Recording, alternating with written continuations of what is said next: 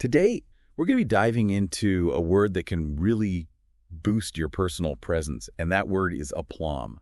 Oh, yeah. We've got definitions, etymology, real-world examples, even a YouTube video. Wow. So are you ready to unpack all of this? Absolutely. Aplomb is more than just a fancy word. It's a quality that can transform how you handle challenges and how other people perceive you. Yeah, I love that. It feels aspirational, Yeah. you know? Like everyone wants to be the person who just exudes aplomb. Right. But what does that actually look like? Yeah.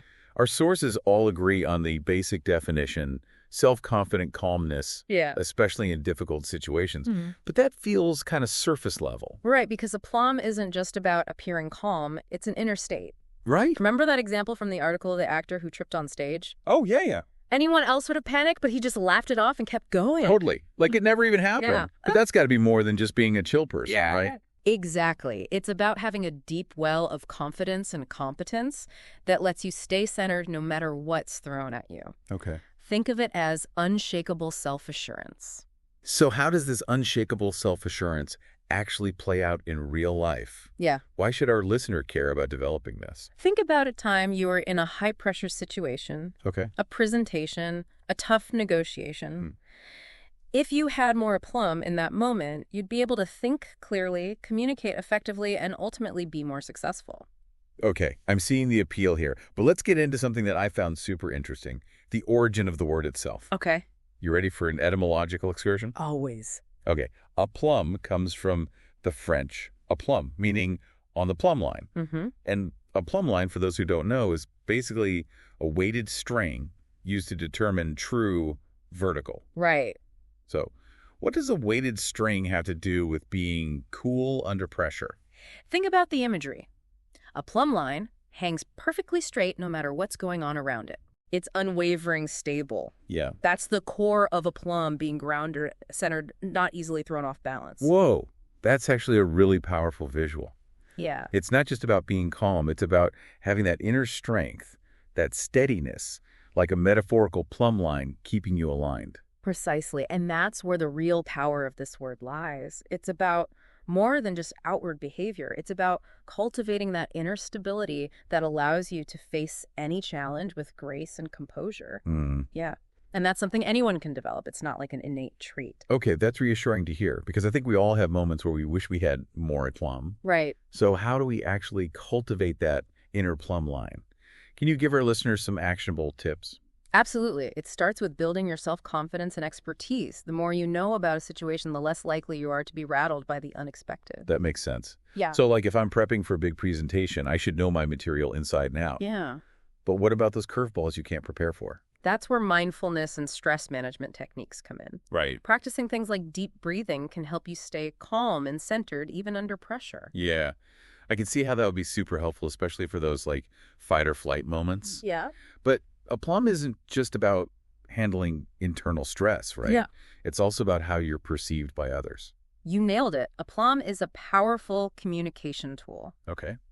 Think about nonverbal cues, maintaining eye contact, a confident posture, a steady voice. These all project an air of composure and control. Right. It's like that saying, fake it till you make it. Yeah. Except with aplomb, you're not faking it. You're building the skills and mindset to actually back it up. Exactly. It's a feedback loop. The more you practice aplomb, the more confident you become, and the more naturally it radiates from you. You know, what's interesting is our sources had all these different examples of aplomb in different fields, like a ballerina executing a difficult move, a surgeon performing a complex operation. It seems like aplomb is almost like a prerequisite for certain professions. Absolutely, especially in high-stakes fields where pressure is constantly. Having aplomb is crucial for making sound decisions and inspiring confidence in others. But I'm wondering, can aplomb ever be a bad thing? Like, is there ever a time when being too composed is actually a detriment? That's a fantastic question. Yeah. And the answer is yes, there can be downsides. Okay. If aplomb is not paired with empathy and authenticity, it can come across as cold or detached. Interesting point. Like, you don't want to be so composed that you seem robotic or uncaring. Exactly. Aplomb is about balance. It's about being confident and in control while still being relatable and human. So maybe it's less about aiming for perfect composure and more about finding that sweet spot where confidence beats authenticity. Precisely. Aplomb is most effective when it's genuine, when it comes from a place of true inner strength and self-awareness. This is making me rethink some of my own interactions. Like, I've definitely seen people who come across as super confident, but it feels almost like manufactured. Yeah. Like they're trying too hard. That's a great observation. True aplomb is effortless. It's not about putting on a show. It's about being comfortable in your own skin and letting that confidence shine through naturally. Okay, I love that distinction. Yes. So how can someone tell if they're coming across as genuinely aplomb-filled versus just putting on an act? I think self-awareness is key. Okay. Reflect on how you're feeling in those pressure situations. If you're forcing a sense of calm, it'll show. Right. But if you're truly grounded and centered, that authenticity will be evident to others. So it comes back to that inner work, that development of confidence and resilience that we talked about earlier. You can't just fake aplomb. You have to cultivate it from within. Exactly. It's about developing that deep well of self-assurance that allows you to face challenges with grace and composure while still being true to yourself. You know, we talked earlier about the benefits of aplomb in high-stress jobs, but I think it's just as valuable in everyday life, wouldn't you say? Absolutely. Yeah. Think about navigating a difficult conversation, dealing with a frustrating situation, or even just making a good first impression. Aplomb can make all the difference. It's like having that extra layer of armor, but instead being hard and impenetrable, it's flexible and adaptable, allowing you to move through the world with confidence and ease. That's a beautiful way to put it. Aplomb is about more than just surviving challenges. It's about thriving in the face of them. And that brings us back to our listen note. We've talked about the why, the how of aplomb. Right. But what's the key takeaway, the thing they should really hold on to? I think the most important message is that aplomb is attainable. It's not some mystical quality reserved for a select few. It's a skill, a mindset that anyone can develop with practice and self-awareness. And it's worth the effort, right? Because the benefits of aplomb extend far beyond just handling pressure well. It's about becoming a more effective communicator, a more confident leader, and ultimately a more fulfilled individual. Couldn't have said it better myself.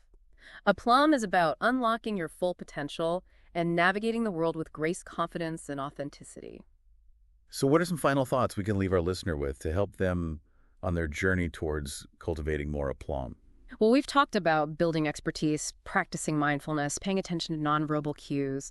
But I think one of the most powerful things you can do is to simply observe those who embody aplomb. Ooh, that's a great idea. Like find those role models, whether it's someone in your field, a public figure, or even a friend or family member, and really pay attention to how they handle themselves in challenging situations. Exactly. Notice how they carry themselves, how they communicate, how they respond to pressure, and then try to incorporate those elements into your own behavior. So it's about finding inspiration, but also making it practical, finding those tangible things you can work on. Precisely. Aplomb is a journey, not a destination. It's about continuous growth and development, and it's a journey that's well worth taking. You know, it's funny, we've talked about all these high-level concepts, but one thing that keeps sticking with me is that visual of the plumb line. Right. It's such a simple image, but it really captures the essence of aplomb. It's a powerful metaphor, isn't it? That unwavering steadiness, that ability to stay grounded even when everything around you is in chaos. Exactly.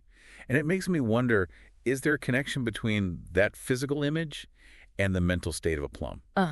Like, can practicing physical balance actually help you develop more mental composure? That's a fascinating question, and I think there's definitely something to it. Right. Think about practices like yoga or Tai Chi. They're all about cultivating balance, both physically and mentally. Right. And those practices are often associated with mindfulness and stress reduction, which we already know are key components of aplomb. Exactly. So it stands to reason that developing physical balance could have a ripple effect, helping you become more centered and grounded in all aspects of your life. I love that idea. It's like a holistic approach to aplomb, working on both the inner and outer self. Yeah. And it's so actionable, something our listener can actually start doing today. Absolutely. Even something as simple as standing on one leg for a few minutes each day can help you improve your balance and focus. So as we wrap up this deep dive into aplomb, I want to leave our listener with a challenge. Okay. We've explored the definition, the benefits, the practical tips. Yeah. But now it's time to take action. I agree. It's time to put aplomb into practice. Think about one area of your life where you'd like to have more aplomb. Maybe it's at work, in your relationships, or even just in your own self-talk. Yeah. And then choose one small step you can take today to start cultivating that aplomb. Maybe it's practicing deep breathing before a big meeting, working on your posture, or simply observing someone you admire who embodies this quality. Remember, APLOMB is not about perfection. It's about progress. It's a journey of self-discovery and growth, and with each step you take, you'll become more confident, more composed, and more capable of handling whatever life throws your way. So embrace the challenge.